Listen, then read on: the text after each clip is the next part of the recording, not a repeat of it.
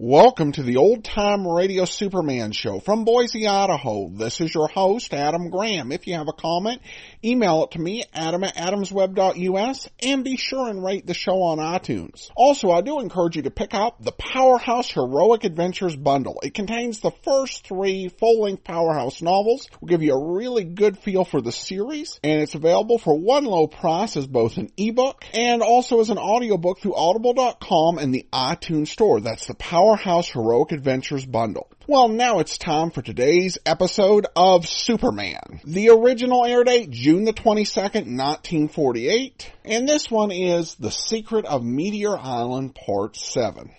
Faster than a speeding bullet. More powerful than a locomotive.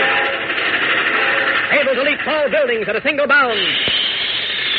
Look, up in the sky. It's a bird. It's a plane. It's Superman.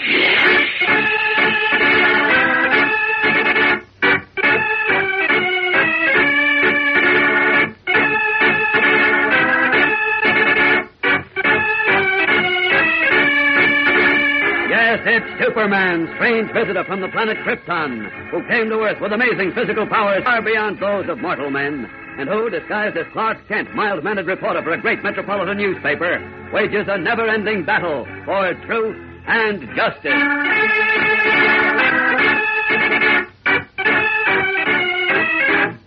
Today, after Captain Donovan of the Metropolis Detective Bureau has been found unconscious with a strange orange mark on his forehead, Inspector Henderson relays further amazing information to Clark Kent, who is Superman. This is screwy, Kent. Absolutely screwy. What now, Inspector? We've just had a report that 3 more people have been found unconscious. And get this. Yes? Each one of them has a round orange mark on his forehead, just like Captain Donovan's.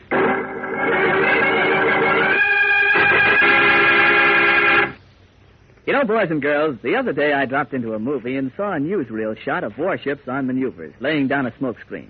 They were steaming along in a column, just as pretty as you please, when all of a sudden their smokestacks started spouting billows of thick black smoke. And before you knew it, they turned into that screen and disappeared completely from view. Seeing out of sight made them all the more dangerous and harder to find.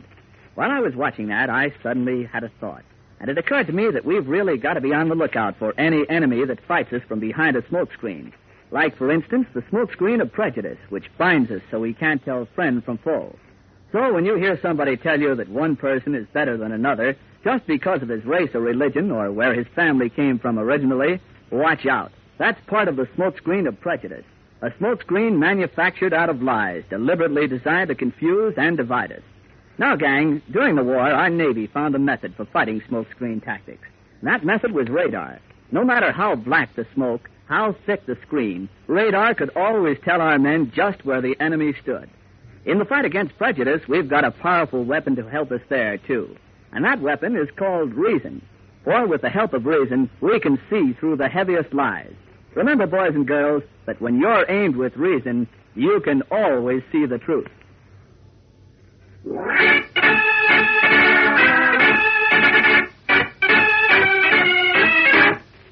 And now, the adventures of Superman.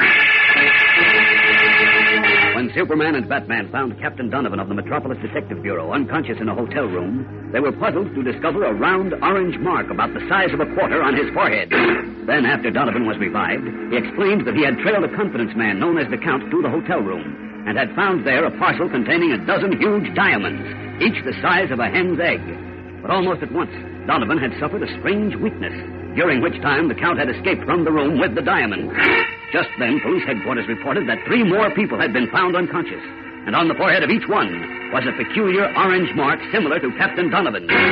As we continue now, Clark Kent, who is Superman, is with Inspector Henderson at the home of Charles Patton, the millionaire banker. In the downstairs library of the mansion, Kent and Henderson are questioning Dr. Hale, who is Mr. Patton's personal physician. Tell me, Dr. Hale, who reported finding Mr. and Mrs. Patton and the butler? Their chauffeur did, Inspector. When I arrived and saw those strange orange burns on their forehead, I immediately called the police, of course. Of course. Did you say burns, Doctor? I think that's what they are, Mr. Kent. You think? Well, they seem to be burns, Inspector. But frankly, I can't be positive. I've never seen anything like them before. Tell me, who else was here when you arrived, Doctor? The chauffeur and the cook. Nobody else? No, sir.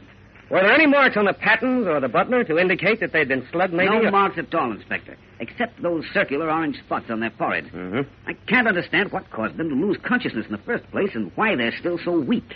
They can't lift a finger. Are they able to talk, Doctor? Mr. Patton is. Did he tell you anything? Only that he couldn't account for what had happened. Well, may we see him, Doctor? Yes, his room's on the next floor at the head of the stairs. Please try not to tire him too much, though. He's very weak. Okay. Come on, Kent.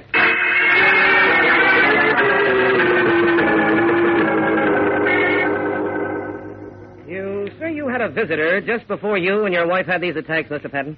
That's right, Inspector. Mr. Mitchell. He said he was a dealer in diamonds. Diamonds? Yes, Mr. Kent. He phoned me saying he knew I collected rare gems and wondered if I'd be interested in purchasing a most unusual diamond. I see. I asked him where I could see it, and he said he'd bring it over. That was when? Early this evening. Uh-huh. Well, he arrived within half an hour, and I must say, gentlemen, he hadn't exaggerated when he said he had a most unusual diamond. Oh? Mrs. Patton, I've seen many fine stones. As a matter of fact, we own the famous Marshwell diamond, you know, but this one took our breath away. What was it like, Mr. Patton? Well, it must have weighed several hundred carats. What? Yes, Inspector. It was large as a hen's egg. While it hadn't been polished much, it was still so brilliant, the firing, you know, that it dazzled you. We've never seen anything like it. Well, I'll be... Sorry, Mr. Patton. Was there by any chance some ore-like stuff clinging to it? What's the difference, Kent? Why, yes, there was. I thought so. That was one of the Count's diamonds, Inspector. The Count's diamonds? Yes. Mr. Patton, what did this fellow Mitchell look like? Well, he was rather plump, about 40, I'd say, almost bald. That wasn't the Count. Then it was someone else peddling the Count's diamond. What makes you so sure of that, Kent? Because Mr. Patton's description of the diamonds tallies exactly with Captain Donovan's. Size, lack of polish, brilliant inner fire, and the unusual ore-like substance clinging to it. Okay. So what if it was one of the Count's diamonds? Well, don't you Look care? here, gentlemen, what are you talking about? You'll see in a moment, Mr. Patton. Please tell us now what happened after Mitchell showed you the diamond. Well, Mrs. Patton and I were fascinated by the stone. I asked Mr. Mitchell what its price was, and he astonished me when he said only $100,000. Oh, we're wasting time. Listen, Mr. Patton... Please, Inspector, let him finish. I became suspicious then, because a diamond like that's worth at least a couple of million. So I questioned Mitchell about where he got the stone. Look, all this isn't getting us any place. Oh, yes, it is. Go on, Mr. Patton, please. I'd signaled Graham, my butler, to come in, and when I had the chance, I whispered to him to telephone the police. I see. I guess Mitchell realized something was amiss because he picked up the diamond at once, put it into a box, and said he had to go. I tried to detain him, but he wouldn't wait. Uh-huh. And just as he left the room, my wife and I noticed him. What? You noticed what? I noticed a round orange mark about the size of a quarter coming out on her forehead. And she noticed the same thing on mine. Uh-huh. That convinces me. This fence, Mitchell, did he do anything to you, touch you, or... Oh, no, Inspector, not a thing. I see. Then what happened? My wife and I began feeling terribly weak. Couldn't stand up. I tried to call for help, but I couldn't. Then I guess I fainted because I don't remember anymore until I woke up a few minutes ago in my bedroom here with Dr. Hale attending me. The same way it was with Donovan, Kent. That's right, Inspector. It doesn't make sense. I can't understand it. I think I can, Inspector. Yeah? Well, let's hear it, Kent. Come downstairs with me, and I'll tell you.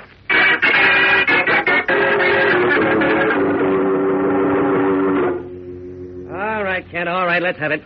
What's the answer to these orange burns and dizzy spells? The Count's diamonds, Inspector. The Count's diamonds? Mm-hmm. What do you mean? The diamonds cause anyone who handles them or even comes very close to them to become completely helpless and then lose consciousness. And they're responsible for those strange orange marks on the victim's forehead. Are you kidding? Not at all. I suppose they cast an evil spell, huh? Oh. Like the diamond in a Hindu idol's eye in a corny mystery story. Now, look, Inspector, I'm serious. Yeah, you're a serious mental case if you believe anything like that. But look, the diamonds did it of all. I'm sure they did. Now, I'll admit I don't know how yet. What the power is that they have. You'll admit that, huh? Well, tell me this, Nature Boy. If handling the diamonds or just being near them knocks you cold, how come the guy who brought the rock to the Pattons this evening, Mitchell, wasn't knocked out? Well... Or how about the Count? He was in the hotel room when Donovan passed out. I know. But he just picked up his marbles and walked out, like Mitchell did. Yeah, I've been thinking about that. You haven't been thinking, brother. You've been dreaming. And what a dream. Wait a minute. What the... Dreaming, huh? Well, suppose I told you I could prove it was the diamonds. Then I'd take off my badge and pin it on you. Well, take off your badge, Inspector, because I'm going to prove it right now. Come on, follow me. Followed by the stalking Inspector Henderson, Clark Kent swiftly crosses the library. How is he going to prove his incredible statement? We'll be back in a moment to find out, so keep listening. In one of their shows, gang, the famous funny men Olson and Johnson used to play a little trick on their audiences. In the darkened theater, they'd suddenly announce that a lot of spiders had broken loose. And then suddenly little objects would start dropping from the ceiling into the orchestra and balcony. People would scream and wiggle around until the house lights went up. And then they'd sit back and look sheepishly at each other. For they'd see that what they'd imagined were spiders were nothing but little beams. They were all taken in by what we call the power of suggestion. And that same power of suggestion can be used by unscrupulous individuals in a way that's far from harmless. Because just as imagination can make beings feel like spiders, so can prejudice give a wholly false impression of people. So when anyone tries to tell you that another individual is inferior or not to be trusted simply because he has a slight accent or because of the manner in which he worships God, why then it's time to turn the lights on the truth revealed by science. The truth which tells us that there is no master race. That no group has a monopoly on intelligence or good looks or honesty or on charm. By meeting and observing all kinds of people yourself, you'll learn that in the really important things, they're no different from you. They want to make friends and enjoy the blessings of living in a free land also. When you can see that for yourself, gang, you won't let the power of suggestion play any tricks on you.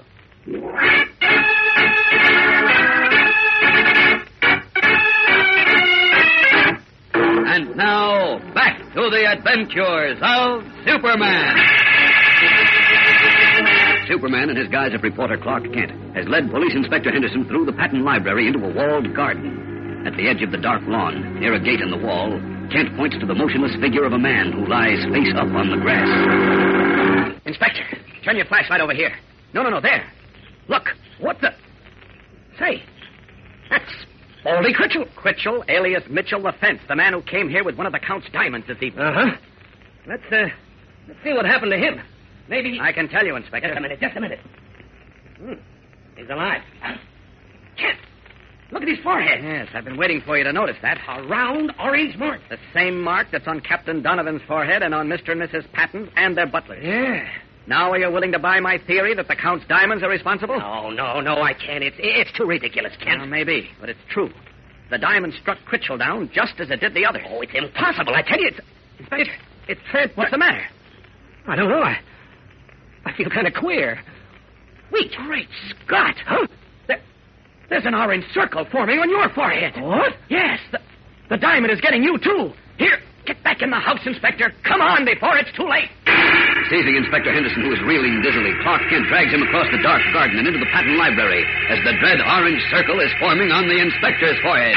Are the Count's diamonds responsible for the strange disasters, as Kent claims? How could it be possible? And if Kent is right, who will be stricken next? There's an even stranger development and an amazing surprise in tomorrow's exciting episode, fellows and girls, so be sure to listen.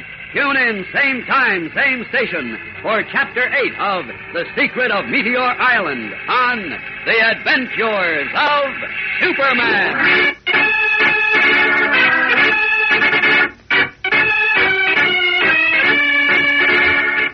Superman is a copyrighted feature appearing in Superman DC Comics magazine and is brought to you Monday through Friday at the same time. Watch for the Superman Adventure serial, soon to be shown at your local movie theater. This program came from New York.